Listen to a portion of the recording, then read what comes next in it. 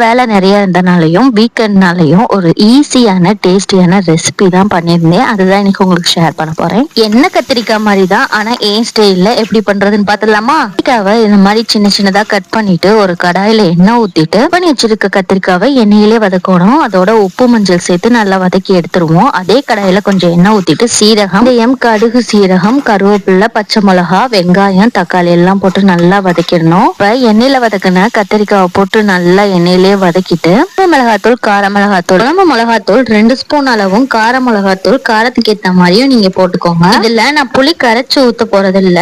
ஒரு எலுமிச்சை சைஸ் புளியை எடுத்துட்டு மசாலாவோடய சேர்த்து நல்லா வறுத்துட்டு தேவையான அளவு தண்ணி ஊத்திட்டு கொதிக்க ஓரளவு கொதிச்ச அப்புறம் புளிய எடுத்துருங்க. உப்பு பார்த்துட்டு தேவையான அளவு உப்பு சேர்த்துட்டு நல்லா கொதிக்க விட்டு எண்ணெய் பிரிகிற வரைக்கும் வதக்கிட்டே இருக்கணும். இந்த மாதிரி எண்ணெய் பிரிஞ்சோடனே மூடி வச்சிருங்க. சுட சுட சோறுல இந்த கிரேவி போட்டு சாப்பிட்டு பாருங்க, அவ்வளவு டேஸ்டா இருக்கும். ரெசிபி பிடிச்சிருந்துச்சுன்னா நம்ம சேனலை மறக்காம சப்ஸ்கிரைப் பண்ணுங்க.